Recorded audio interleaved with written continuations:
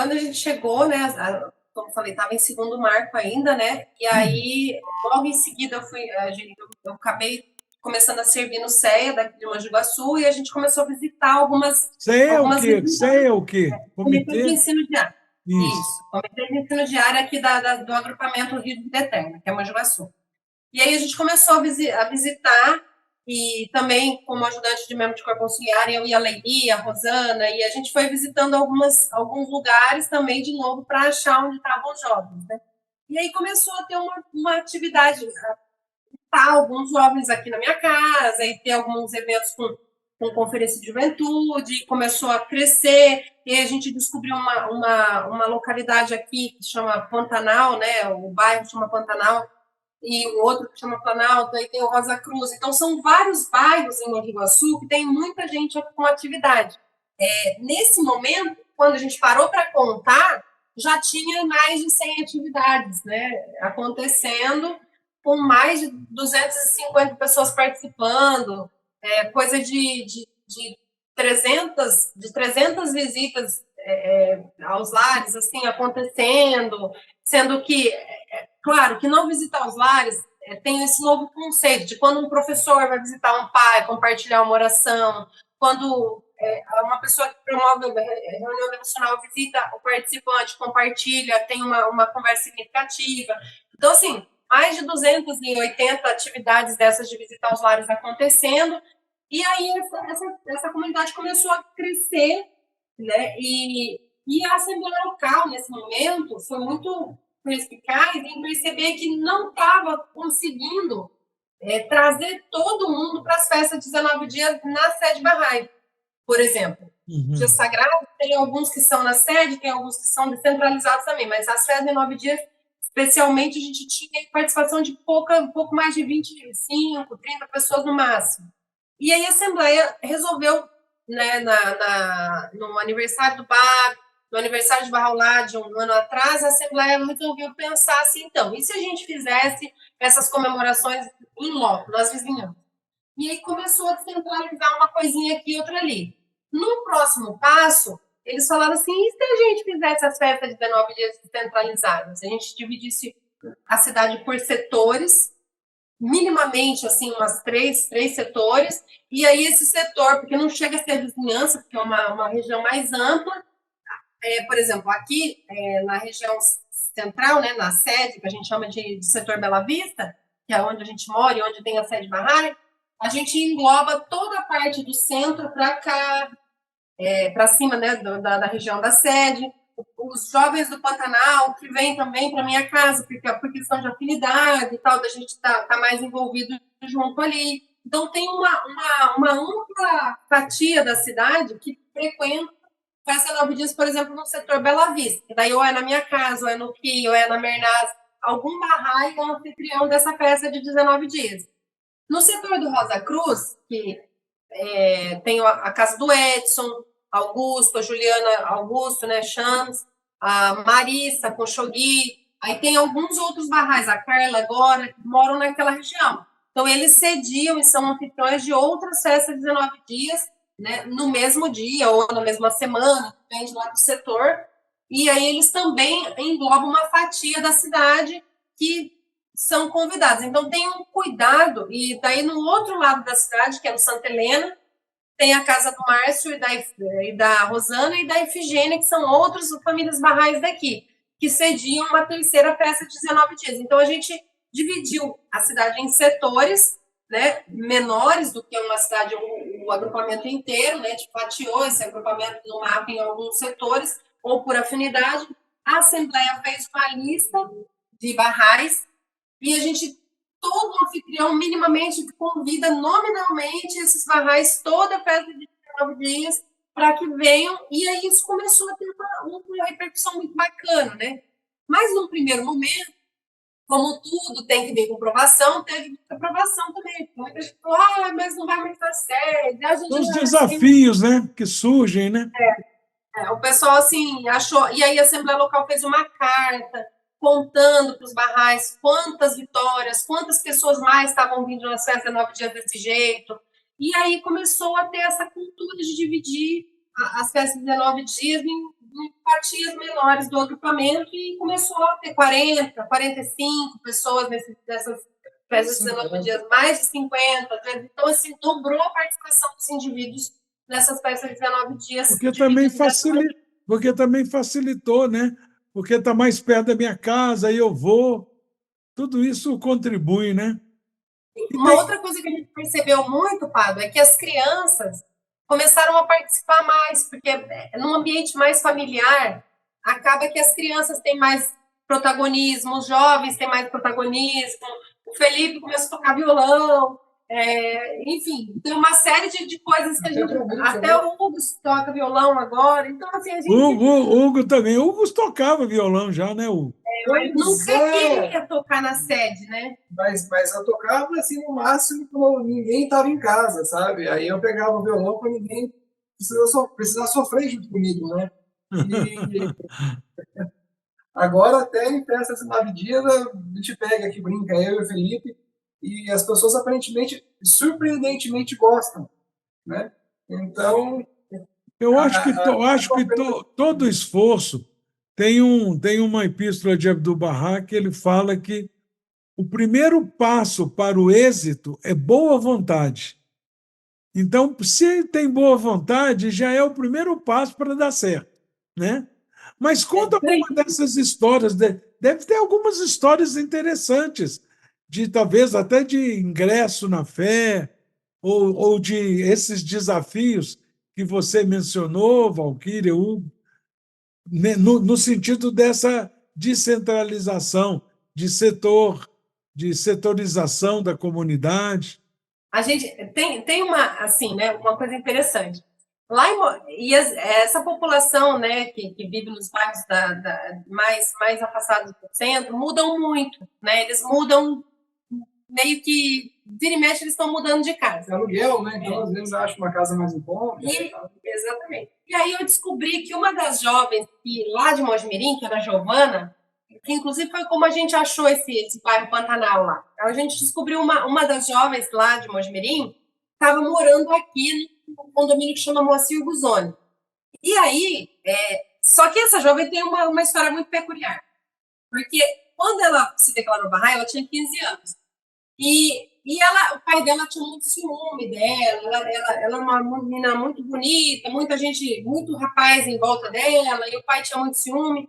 Só que um dia, e ela também assim, não ajudava muito nesse sentido, ela uma vez fugiu da escola, foi passear com as amigas, e o pai descobriu e catou ela no meio do passeio, levou para casa e começou a bater nela, machucar ela.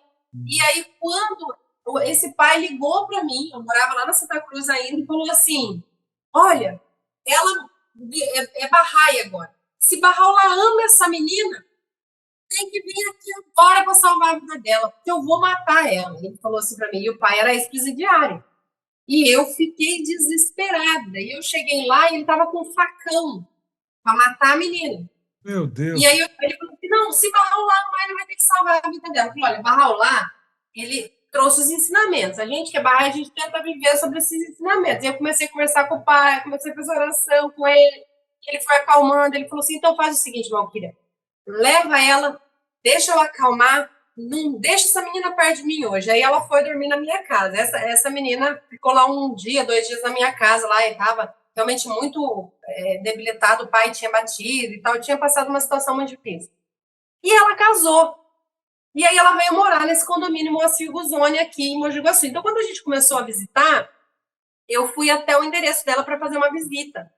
Só que ela não estava em casa. E aí, a menina do lado estava com o nenenzinho no colo, né? A Raíssa, ela estava com o nenenzinho no colo e falou assim: eu acho que eu conheço vocês. A gente estava com um folheto de oração na mão.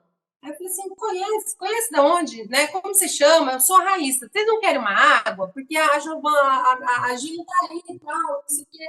E aí eu falei assim, bom, então, você quer uma água? A gente aceita. E a gente querendo fazer amizade com a Raíssa para conhecer mais jovens. A gente lembra que a gente estava procurando onde é que estavam os jovens, né? Daqui também. E aí, essa insistência que a Casa de Justiça vinha falando do protagonismo dos jovens, né? E aí aí eu cheguei, a gente sentou, começou a começar um sol de rachar coco, não tinha uma sombra. E aí essa Raíssa deu água pra gente, ela tinha só um copo, aí ela deu água pra gente no mesmo copo, assim, foi lavando o copo e dando água. E a gente percebeu, assim, alguma abertura. Eu falei, mas de onde você conhece a gente? Ela falou assim, vocês não são do Bahá'í? Aí a gente falou assim, a gente é. Como você sabe? Não, esse folheto aí de oração que você tá na mão, eu já conheço.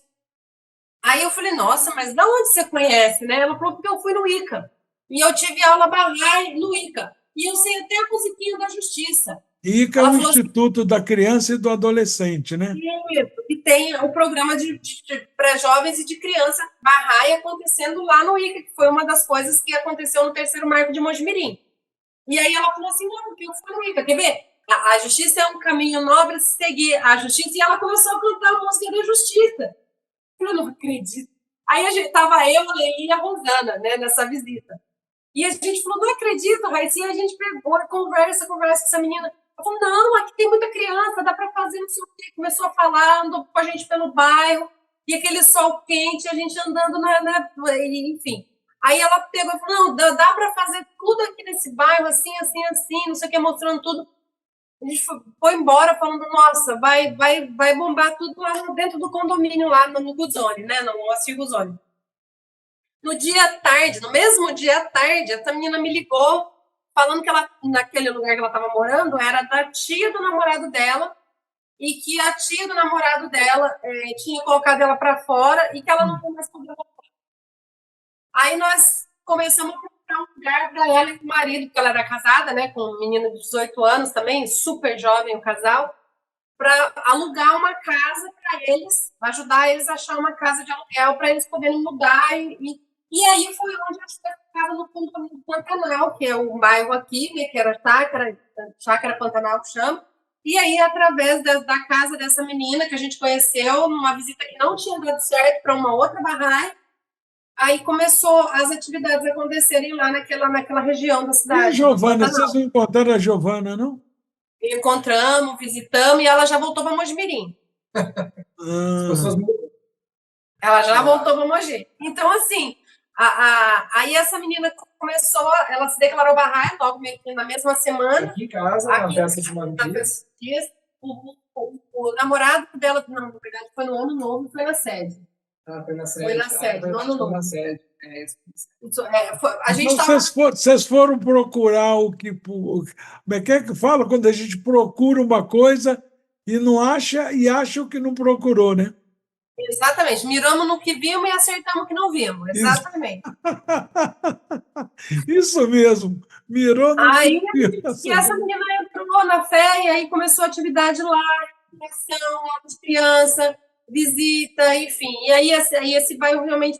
Só que a gente está com as atividades acontecendo lá, acontecendo em outro lugar também, que é no Planalto. Então, tem vários pontos que a gente, no Comitê de Ensino Diário, tem estudado para ver, porque tem essa intenção de que a gente descubra onde vai ser um centro de aprendizagem intensiva, né? Para a gente entender como funciona assim, grandes números entrando na fé e tudo mais. Então, assim, essa é uma história que foi bem interessante, né? Demais. Esse pai dessa menina falou assim, Bahá'u'lláh ama ela, que venha aqui salvar a vida dela, porque eu vou matar, sabe? E eu, 10h da noite, 10h30 da noite, fui lá para Vila Dias buscar a menina, e depois, por essa menina, a gente conheceu uma outra. É incrível, incrível os acontecimentos. Olha, eu acho assim, estudando as religiões,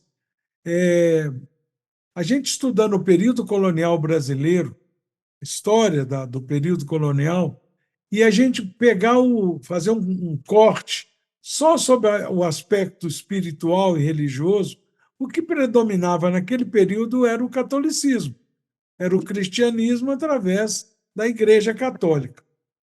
E a gente ficava imaginando, quando estava em Salvador, que na cidade de Salvador tem mais de 360 igrejas na cidade.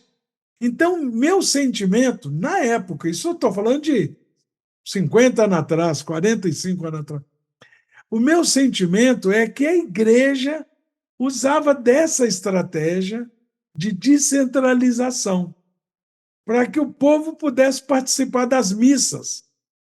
Então, em cada lugar, construir uma igreja. Então o povo não podia falar, eu não vou na igreja porque é muito longe, tem uma igreja ali no seu bairro, né? Ouro Preto, que todos nós conhecemos, é uma cidade que o prefeito foi super inteligente quando construíram, porque só colocou descida, né? Quer dizer, não tem problema do pessoal cansar. Mas cada descida é tão íngreme que tem escada, né? O passeio não é liso, são escadas. E num quarteirão, embaixo tem uma igreja. Em cima do quarteirão tem outra igreja. Do lado, são mais de 50 igrejas. É o mesmo sentimento. Então, quando esse processo de setorização, de descentralizar, já houve isso em gerações passadas, né? Teve um período na época em Salvador, nos anos 70, eu acho que Valquíria deve até lembrar. Então, no mesmo mês que o mês Bahá'í, como nós sabemos, tem 19 dias, no mesmo mês tinha mais de 20 festas de 19 dias. Onde? Nos bairros, nas vizinhanças, que não chamava vizinhança, nos setores, que também não chamava setores, mas era o mesmo espírito, porque eu acho que isso é o futuro. Não tem, imagina uma cidade como São Paulo, que tem 12 milhões de habitantes. Como é que vai fazer uma atividade? Nenhum estádio de futebol cabe. Então, o processo O Irã tem muito. O Kia vive falando isso, que a mais, né, mais da cidade, vive falando isso, que no Irã acontece mais de 2.000 festas em 9 dias, 300, não sei. Eles falam um número assim, centenas. Número grande. Um número grande. Então, assim, eu não sou capaz de falar quantas, porque não são muitas. Sim, claro. Porque são milhões de barrais. Então, a mesma coisa é o futuro. Porque e assim, o seu Lídio, sabe, o Lídio Spinacé, ele falava um negócio assim, que quando eu era criança, né, e aí ele me levava para a atividade de ensino. Então, eu ia com ele, eu ficava brincando com as crianças e ele ficava ensinando para a família. E aí, até ir para lá, ele ia me falando, me ensinando a fé no ônibus, no ponto de ônibus, até chegar lá onde a gente chegava e ele ia me contando coisas. Aí eu falei para ele assim, mas seu Lídio, tem muita igreja. Como é que as pessoas vão sair das igrejas dela para ser Bahá'í, né? Eu perguntei para ele. Aí ele falou assim, não se preocupe, tem muita igreja. No futuro vão ser todas casas Bahá'í, vão ser todas casas que vão receber todas as religiões. No futuro vai ter tudo, vai ser tudo uma coisa só. Fique em paz, fica tranquila. Exatamente, é isso, porque isso que o Hugo falou no começo do nosso bate-papo aqui hoje, quando o sentimento dele, de que quando ele percebeu que a fé Bahá'í abraça todas as demais religiões. Então, nós, como Bahá'ís, nós amamos a Jesus, amamos a Moisés, amamos a Mohammed, a Buda, todos eles, porque a gente entende que, como Deus é um só, a religião também é uma só. Só que ela é ensinada como numa escola, né?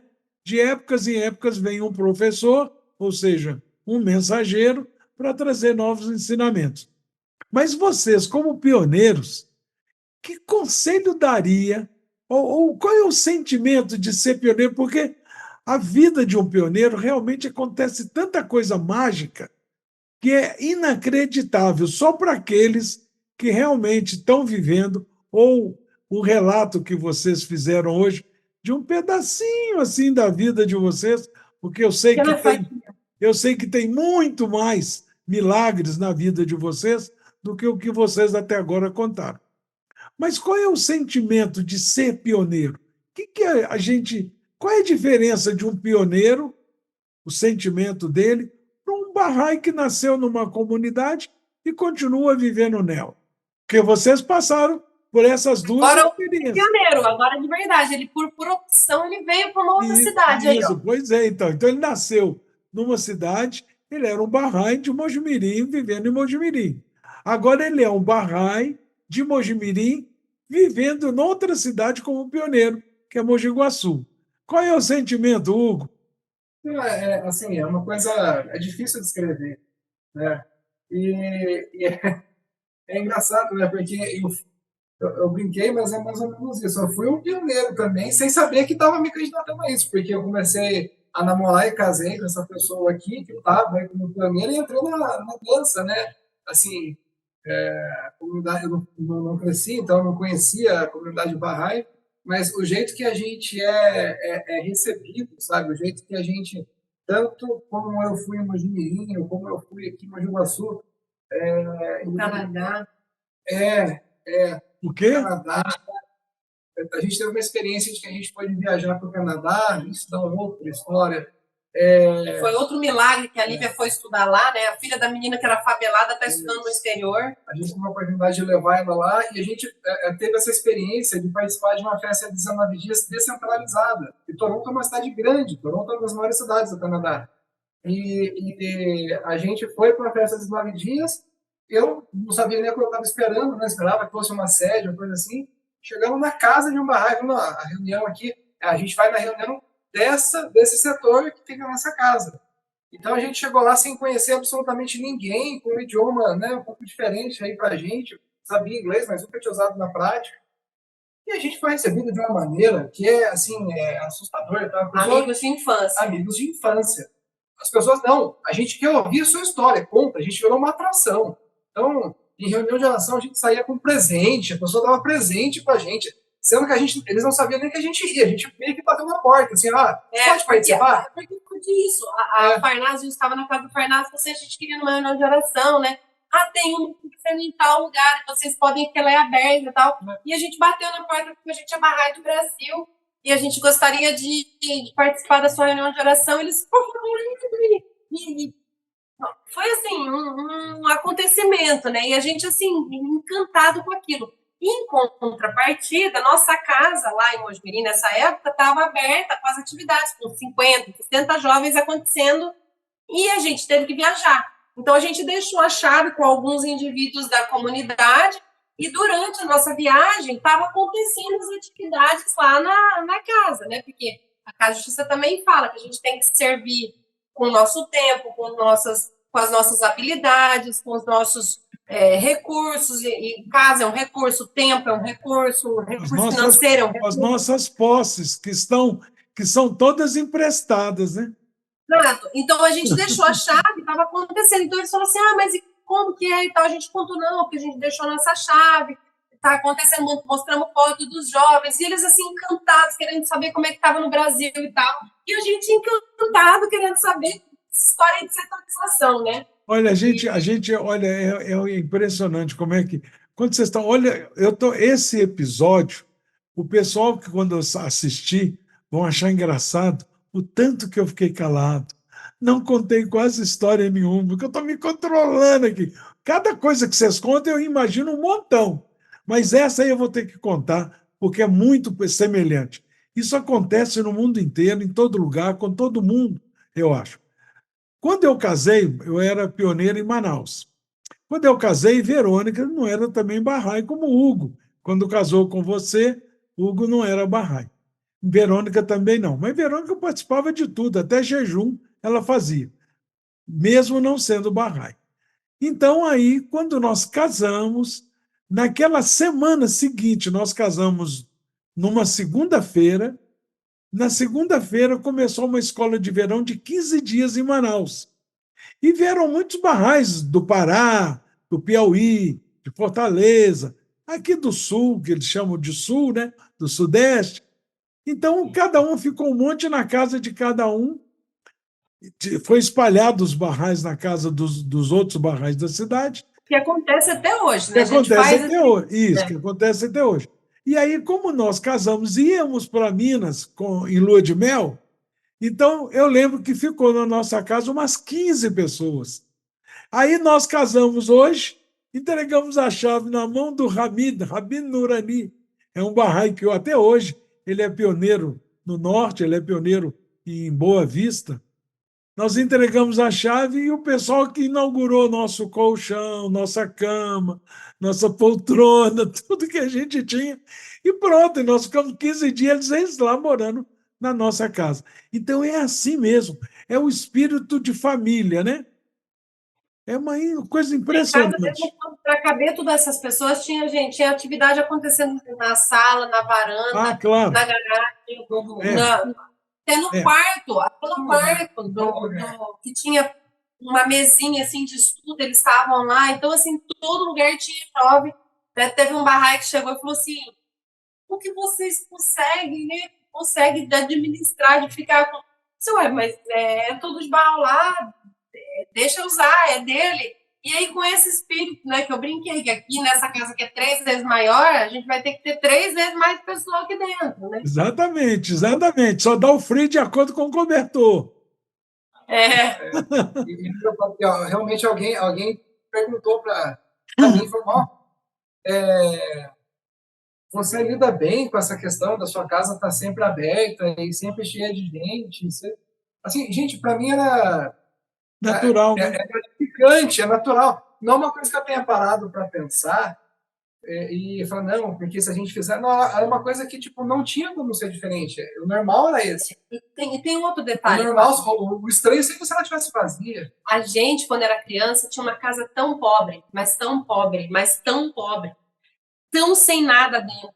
A minha casa era de madeira, que dava, se você olhasse pela fresta, você via a rua, você não tinha privacidade de trocar de roupa, tinha que colocar lençol nas frestas para poder ninguém... Só lembrando que quando você fala morava numa casa de madeira, para quem está nos vendo, nos ouvindo, você contando as suas histórias, que mora no norte do Brasil, é comum casa de madeira. Mas quem mora no Espírito Santo, na região sudeste, casa de madeira é de pessoas com muito poucas condições financeiras, né? Sim, mas e assim, não só isso, era no meio de uma favela. Então, meu amigo de colégio era o dono da Boca, tinha amigas que ganhavam a vida se prostituindo. Então, assim, era no meio da situação de favela, né? E o que torna tão, mas tão milagroso o Barral lá ter feito esse resgate da minha vida lá daquele ambiente e me colocar hoje, se cortasse, assim, se o editor da vida cortasse e falasse, não, mas peraí, não tem verossimilhança nessa história, né? Muito e aí,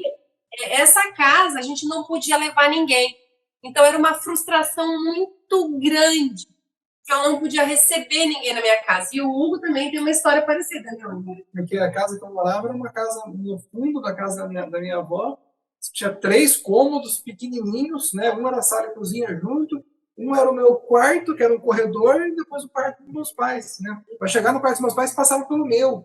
É muito pequeno, o banheiro ficava para fora da casa. E a gente não tinha nem segurança, por exemplo, que minha mãe não ia estar numa crise de esquizofrenia, que o pai dele ou o meu tio, sei lá, não iam estar bêbados. Meu pai certamente estaria. Então, a gente não tinha como receber ninguém. Então, a partir do momento que a gente teve uma casa nossa, a felicidade da gente poder abrir essa casa e receber os amigos superava qualquer coisa, porque era um desejo assim, a gente poder servir a Deus com a nossa casa, podendo abrir a nossa casa, podendo compartilhar da nossa vida em família, no sentido de mostrar, olha, uma família Bahá'í faz oração, uma família Bahá'í recebe os amigos, uma família Bahá'í se preocupa com o filho do vizinho, né? E aí tem uma história interessante em Mojimirim disso, que quando começou as jovens virem, né, na minha casa, lá no começo das atividades, tinha 2 meninas, uma era criança e a outra era adolescente, da idade da Lívia, que era a Manu e a Emily, que são Bahá'ís hoje em Mojimirim. Né? E elas vinham, mas elas brigavam com todas as meninas e tinha uma situação assim bem... Só que eram meninas lindas, assim, boníssimas, com ideais maravilhosos, assim, um espetáculo. Só que chegou um dia que elas pararam de vir. E aí eu tinha que conversar com a mãe delas para saber por que elas não estavam vindo. E aí eu ia, saía de casa, ia na casa delas, a mãe dela não podia me atender porque a mãe dela estava trabalhando. A mãe dela não podia atender porque tinha trabalhado até tal hora e estava dormindo. Porque a mãe dela trabalhava no supermercado, trabalhava meio que das 6 da manhã às 8 da noite, quase que todo dia. Aí eu falei, eu preciso falar com essa mãe, por que as meninas não estão vindo? E aí o que eu fiz? Lá em casa o pessoal gostava muito de comer estrogonofe de frango.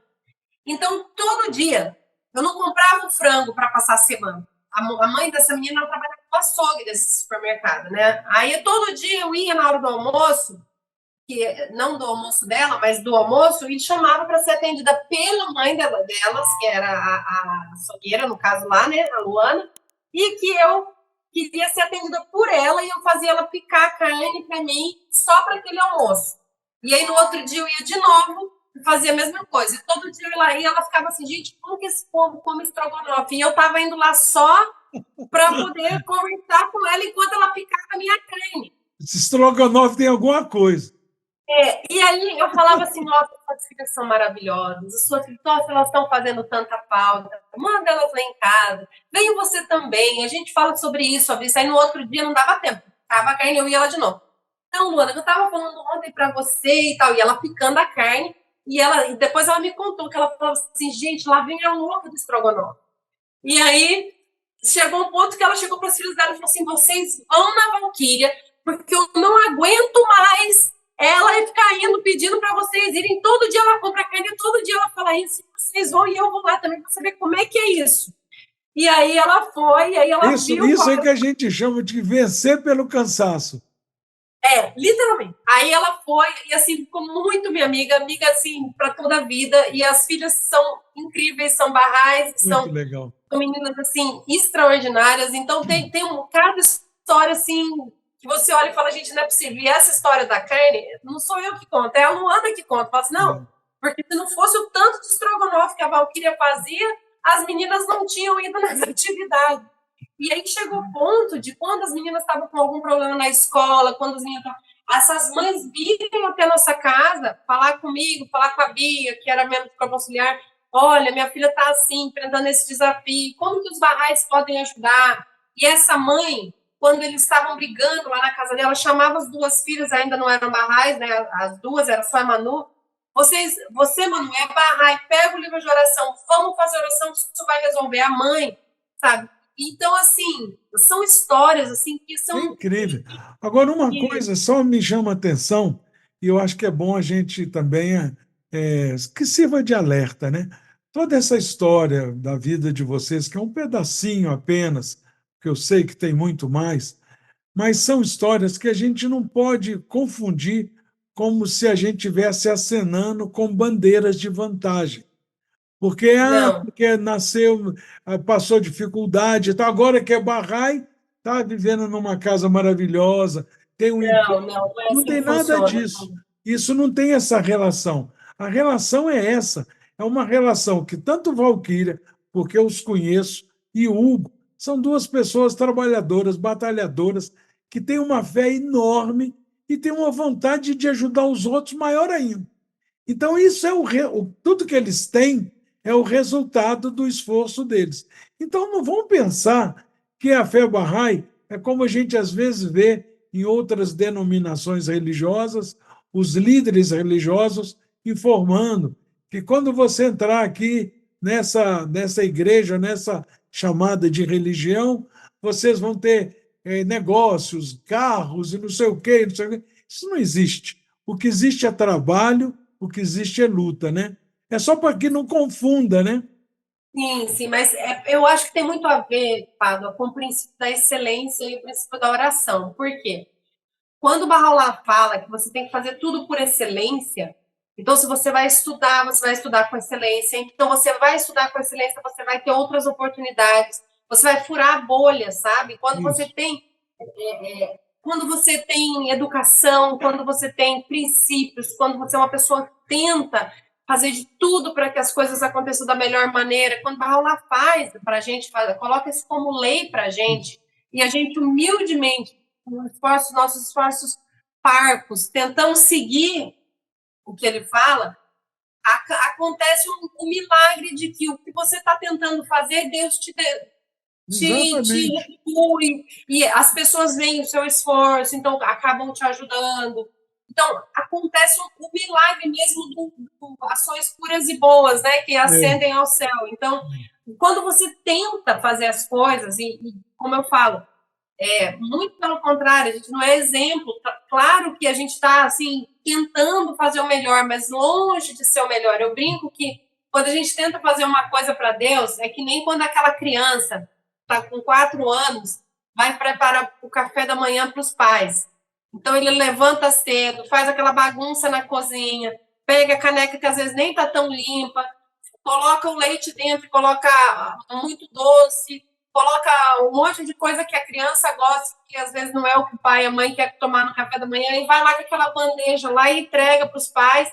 e os pais, no amor, aceitam e tomam aquele café da manhã como sendo aquela coisa maravilhosa, mas é porque é o esforço que conta, né? O que a criança tentou fazer. Então, a gente seguindo o que Deus põe para a gente fazer na nossa vida, o que conta é a vontade que você tem de fazer o melhor. Agora, longe da gente de fazer o melhor, só Abdu'l-Bahá. Tem um conselho de Abdu'l-Bahá, que nós sabemos que é o filho mais velho de Bahá'u'lláh, que ele fala tudo que a gente fizer, que a gente faça com o melhor da nossa habilidade.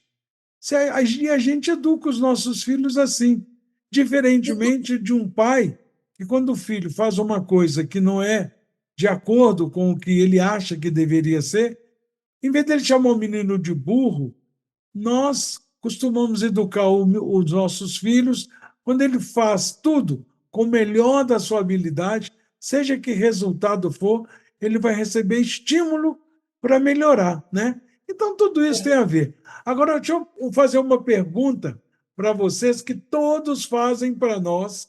A gente recebe tudo, nossa, mas é muita gente que pergunta, quando estiver conversando com um casal ou com um indivíduo que é pioneiro, e se eu tiver vontade de sair de pioneiro, o que eu preciso ter para ser também um pioneiro? O que vocês responderiam? Um de cada vez. Boa vontade, só tem que ter isso. Porque. Vontade? Você tem que ir com a boa vontade. Né? Você tem que ir com a boa vontade. Mas, na verdade, é o assunto que a gente estava falando agora. Quando a gente é Bahá'í, a gente vai meio que instado a procurar conhecimento, leitura. Você não só aceita o que vem. Então, você tem que ser mais ativo. Não é fácil ser Bahá'í. Você não fala todo dia que não é fácil ser Bahá'í, porque quando você é Bahá'í, você tem que ativamente buscar uma informação que você queira e tudo mais. Então, isso acaba estimulando você em também. Outras áreas do cérebro. Em outras áreas, exatamente. Por quê? Não entendi. Então, se você tem um conhecimento, se você já tem uma profissão, se você já é mais sacudido, né? E se você tem a vontade, as coisas acabam dando certo. Então, a dica que a gente dá é essa: as coisas acabam dando certo. A gente não sabe como. Não adianta eu falar para você, faça isso, faça aquilo. Não sei como. Mas as coisas dão certo. É assim. Eu, quando alguém fala sobre pioneirismo, automaticamente vem na minha mente aquela música que fala: você seria pioneiro por Bahá'u'lláh? Você daria sua vida por Bahá'u'lláh? E quando eu ouvi essa música lá em Jardim Dourado, o pessoal adora cantar ela, e eu me emociono até hoje falando isso, eu genuinamente respondi assim: sim, eu quero ser pioneiro, sim, eu dou minha vida, sim. E graças a Deus hoje, graças a Deus no sentido de que, para nossa segurança física, a gente hoje em dia não dá mais a vida no sentido literal, ou em alguns lugares até ainda acontece, mas isso não é como foi na fase heróica, como você falou, quando o pessoal lá nos rompedores da Alvorada, que tinham que ser martirizados e tal, que hoje o que é similar, né, o que emula essa entrega de vida é você realmente ensinar a fé em qualquer oportunidade que você tenha, na fila do supermercado, em qualquer lugar. Você falar de Bahá'u'lláh, isso é dar sua vida para Bahá'u'lláh. Então, quando eu ouvi essa música, eu tinha um desejo tão grande, e aí eu tinha uma vida tão difícil familiarmente falando, que quando eu fiz 18 anos, eu falei, eu quero ser pioneira. E aí eu escrevi para o Comitê Nacional de Ensino da época, e era inclusive a Arurie e o Pádua e o Keivan estavam no Comitê de Ensino de Área, e aí eu falei que eu, no auge dos meus 18 anos, eu queria ser pioneira, mandei uma carta, na época, carta escrita, porque não tinha online nada, e aí, alguns meses depois, voltou a resposta de que sim, eu podia sair como pioneira, e eu queria vir para o estado de São Paulo, sabe Deus por quê? Aqui, ó, tá aqui, mas eu queria vir para o estado de São Paulo, eu tinha tido sonhos com o estado de São Paulo, que é aqui que eu tinha que estar, sonhei com a rotatória do hospital municipal, tinha umas coisas assim, meio místicas que eu tinha sonhado com essa região, e eu queria vir, só que eu achava que era Ribeirão Preto, e aí eu tinha um amigo em Ribeirão Preto, enfim, e aí eu queria vir como pioneira para Ribeirão Preto, que eu nem sabia se tinha Bahá'í em Ribeirão Preto. E aí, quando eu me levantei, o Comitê Nacional de Ensino falou, nossa, mas essa menina com 18 anos, né, não tem profissão, não tem nada ainda, vamos mandar ela então para a Bahia para ela fazer o curso de para ela se capacitar, para ela poder então sair como pioneira. E aí eu fiz o exato oposto do que eu tinha me levantado, foi para a Bahia. Então eu não tinha emprego, eu tinha perdido o emprego, eu não tinha família estável, eu não tinha dinheiro, eu só sempre fiz assim, eu tinha pedido a conta do meu serviço, eu trabalhava numa loja de bicicleta, e eu tinha o seguro-desemprego, porque eu trabalhava desde criança já, né? Então eu tinha meu seguro-desemprego por 6 meses. Eu falei, eu vivo por 6 meses com seguro-desemprego. Eu nem sabia como é que era isso de ser pioneiro, eu não tinha ideia. Eu só sei que eu queria ser pioneiro em São Paulo. E aí eu peguei, só que aí veio a resposta que eu tinha que ir para Bahia. E eu falei, Barra, mas eu não pedi para ir para Bahia, Barra. Eu não E pedi. de Ribeirão Preto. Eu quero ir para Ribeirão Preto, eu quero ir para São Paulo, eu quero... Aí falei, mas tudo bem. Então, na época, né, em 1998, eu tinha só o telefone da sede de Salvador. E aí eu cheguei, e aí eu liguei, muito difícil ligação também, porque... Cuidado para você não amedrontar o pessoal, porque vocês têm muitos... Não, mas veja como que dá certo as coisas. Então, eu não tinha, meu Hugo falou, você tem um emprego, você tem isso... Eu não tinha, eu era só uma pessoa com muito amor por Barra e querendo fazer. Uma folhinha ao vento. E aí eu tinha o telefone da sede de Salvador, porque na época não tinha nem internet, você pesquisar lá, olhar no Google Maps, não tinha nada. E aí eu comprei a passagem, né, para ir para Salvador, e aí eu cheguei lá em Salvador e na hora que eu ocorreu, mas será que eu comprei a passagem para o lugar certo? Aí eu tirei da mala a carta que eu tinha recebido, não, eu estou no lugar certo. Aí eu cheguei, só que mesmo assim eu ainda estava cismada, né? Eu tinha uma ficha de telefone, eu precisava ligar na sede, eu não podia gastar à toa. E aí eu falei assim, moço, esse 071 aqui, é daqui do Salvador? Ele falou, Eu falei, ai, graças a Deus eu estou no lugar certo. E aí eu liguei então para a sede e eles vieram me buscar na Kombi, que tinha lá na sede de Salvador, que eu sei que você tem história dessa Kombi também. E aí eles foram me buscar, enfim, aí eu dei ano de serviço nessa época. Eu conheci a Maria Rosa e a Catarina, e assim, algumas pessoas, e acabei vindo para o estado de São Paulo, mas não para Ribeirão, mas sim para a região aqui de Você Mojimirim. nunca teve em Ribeirão Preto, né, Valquíria? Oi? Você nunca teve pioneiro em Ribeirão Preto. Não, mas eu fui para Ribeirão formar o primeiro tutor, porque o que acontece? Quando eu vim para cá em 98, eu fui para São Paulo inteiro, nos lugares mais remotos, que não tinham tutor de livro 1 em lugar nenhum. E eu fui em Bauru, dei aula do Instituto, eu fui a primeira tutora da Margot, foi da Márcia, que era a esposa do Peivan, da Marina, da Vilma, de vários barrais em várias localidades, Limeira, São Caetano, a Mariana Vardar. Então, não tinha um tutor de livro 1, e eu ia com eles, estudava o primeiro livro 1, e aí eles começavam os círculos de estudo. Então, eu viajei o estado de São Paulo todo, não foi só para Ribeirão Preto. Mas a sede acabou sendo aqui por causa de ser mais próximo do conselho, né? Da sede do conselho, da sede de Mojimirim. Enfim, o resumo de tudo, o que você precisa? Você precisa ter muita vontade de servir, você precisa amar Barra, no sentido de querer fazer alguma coisa que realmente seja, precisa ouvir as guias da Casa Justiça, mas de verdade, ter amor por Deus, realmente acreditar que isso vai fazer a diferença no mundo, pelo menos para uma pessoa. Né? E aí que Deus realmente vai te ajudar a fazer o que você precisa. Nossa, é isso aí. Uma coisa que a gente tem sempre que estar em mente, que tem uma mensagem da década de 80, da Casa Universal de Justiça, que ela fala: poucos não podem fazer tudo e nem todos a mesma coisa. Isso é uma coisa assim maravilhosa.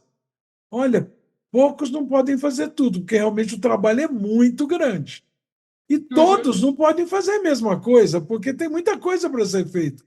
Então, assim, toda essa história de Valquíria e de Hugo que a gente ouviu hoje, a gente tem que refletir que tem tanto serviço a ser prestado à humanidade que a gente não precisa de fazer a mesma coisa.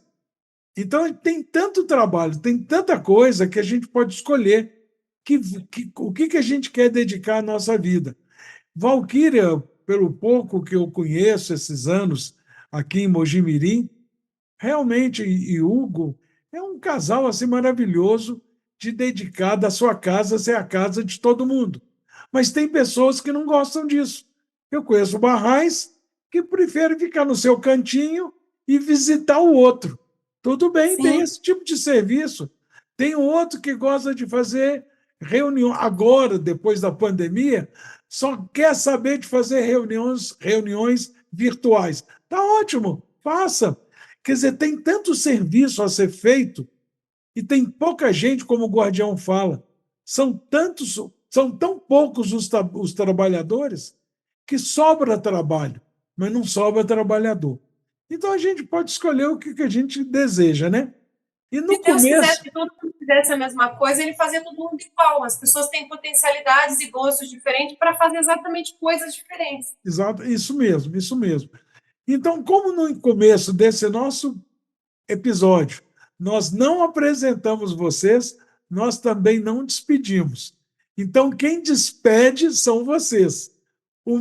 A minha parte, eu quero agradecer de coração o aceite de vocês, pedir a esses nossos espectadores que se inscrevam no canal.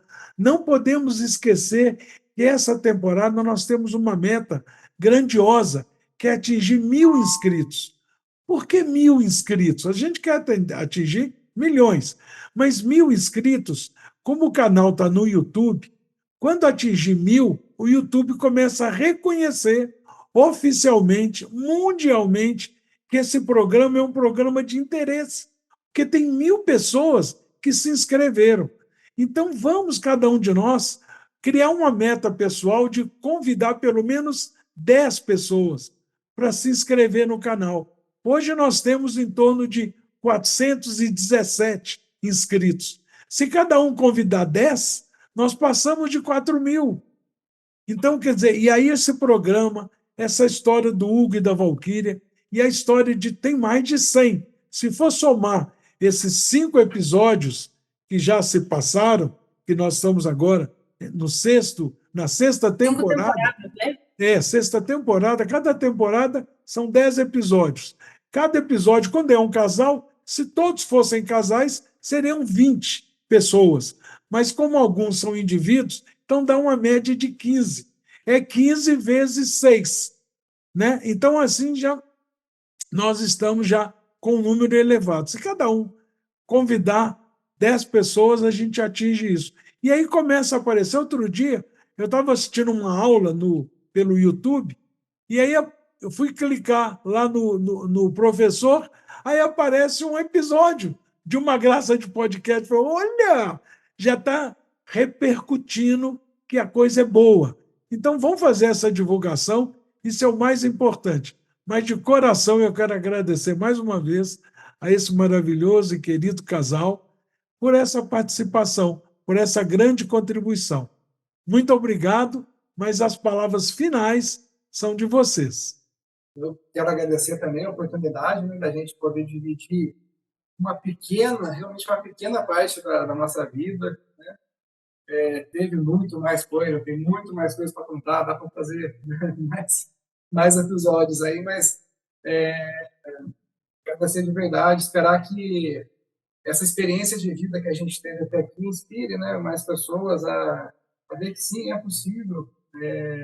Nada é fácil, mas até aqui nossa experiência de vida foi muito gratificante. Já são aí 23 anos que a gente está junto, enfrentando aí todas as tipos de dificuldade e é isso. Passar um pouquinho dessa experiência e, gente, as coisas dão certo. Sei lá, de um jeito ou de outro, as coisas vão acabar dando certo. Se não deu certo, é porque não chegou no final, né? No fim, tudo dá certo, e se tudo deu certo, é porque não chegou no final. Fazezinha pronta aí, mas que pra gente tem funcionado muito bem. Né, meu filho? E ainda bem que eu não era Bahá'í, né? Porque quando era na minha adolescência, se eu tivesse sido Bahá'í e de repente sair para pioneiro, pensou, aí ela vem para cá e eu vou para outro canto e ela desencontra, né? Tudo já estava planejado, tudo já estava planejado. Deu tudo certo. Bom, eu queria agradecer também muito, assim, é uma honra estar aqui ao lado de um episódio de tantas pessoas que fizeram tantas coisas maravilhosas pela fé e tantos pioneiros e tantas pessoas que eu amo tanto, que eu assisti vários episódios, pessoas que são, assim, fazem parte da minha vida, a Nelia. Então, ao lado dessas pessoas, eu estar aqui contando uma fatia dessa nossa vida é uma honra muito grande. E se eu puder deixar um conselho para as pessoas que estão ouvindo, é que se Deus fez a gente do jeito que a gente é, ele tinha um propósito. E o seu propósito, com certeza, é para conhecer e amar a Deus do jeito que ele te criou. Então, se você. Eu falo que cada coisa que a gente sabe fazer, cada coisa que a gente. Eu falo muito, eu gosto de escrever, eu tenho facilidade, às vezes, de falar com jovens e tal, mas às vezes a pessoa tem uma outra capacidade, um outro dom que Deus deu só para ela. Então, a gente negar, dividir esse dom com a humanidade, a gente está se negando a fazer aquilo que Deus escolheu a gente para fazer. Então, realmente, eu queria falar para todo mundo que está ouvindo que olha para dentro do coração de cada um, com certeza Deus te deu um presente muito especial que é para você compartilhar com a humanidade, que Ele está esperando que você compartilhe esse presente com a humanidade, alguma habilidade, algum dom, alguma coisa, alguma história, alguma coisa que Deus te deu que realmente é para você compartilhar. E a gente que é Bahá'í, a gente tem muita coisa que a gente pode compartilhar, porque as pessoas do mundo estão sofrendo muito. Eles estão esperando Bahá'u'lláh desesperadamente. Então, a gente que teve a oportunidade de conhecer Bahá'u'lláh, ou através dos nossos pais, ou através da esposa, ou do seu sultane, ou através, né, de uma festa de 19 dias, que a gente que conhece, que sabe as coisas que a Fé Bahá'í promete para esse mundo que está surgindo, a gente tem muita obrigação espiritual de dividir isso com as pessoas, do jeito que Deus escolheu que a gente fizesse. Então, dividam seus dons, conversem com as pessoas, façam amizades, tentem ser Bahá'í, porque, na verdade, todo mundo só está tentando, e eu tenho certeza que vai dar tudo certo. E até essa questão de pessoas diferentes, né? A maioria não conhece eu e a Valquíria, né? As pessoas que vão assistir, mas eu e a Valquíria somos pessoas, assim, com personalidades, acho que das mais distintas. Opostas até, né? A gente tem muitas visões em comum, mas a personalidade de cada um não poderia ser mais distinta. Enquanto eu sou mais na minha, estou mais no meu canto, as pessoas até dizem, o Hugo passa uma paz quando conversa com ele. A Valquíria, ela é uma força da natureza, né? Ela... Então, assim, mas eu tenho sérias dúvidas se a gente chegaria tão longe na própria Fé Bahá'í se não fossem essas diferenças que a gente tem. O contraste, né? das habilidades de cada um. De um completar o outro de uma maneira tão, assim, fantástica. Cada um no seu estilo, cada um no seu jeito. Então, Deus está esperando que você faça exatamente aquilo que você sente lá no seu fundinho do coração, que é aquilo que você tem que fazer. Então, só faz, que vai dar tudo certo. A Valquíria me acelera quando eu preciso, eu freio ela quando ela precisa. E porque, assim vai. Né? Ela, às vezes, precisa... E haja freio, né? Haja freio. Tem que estar ali na navalha, então, pastilha de freio tinindo. Exatamente. Aí, a princípio, ela fica brava comigo, claro, né? Você imagina, tal, você que tem. Aí, quando passa, não, você realmente, acho que era melhor, estava realmente, né? Esse é um casal maravilhoso. A sabedoria que vem com os anos, né? Enfim. Mas é isso, gente. Façam o que realmente o coração de vocês desejam, porque eu acredito, tenho muita fé que é isso que o Bahá'u'lláh espera que você faça. Muito obrigado, muito obrigado. Um beijo bem grande para os dois, queridos. Para todo mundo que está assistindo a gente, para você, Pada, para sua família, né, que faz parte da nossa vida também, meu aluno aí, o Rafael, a Verônica, minha parceira de aula de criança de tantos anos. Então, muito obrigada pela honra de a gente estar ao lado de tantas outras pessoas que fizeram coisas tão grandiosas pela fé. E a gente está aqui contando essa fatiazinha da nossa história aqui. A honra é de todos nós que podemos servir a Deus. Um beijão. Tchau, beijo. Tchau.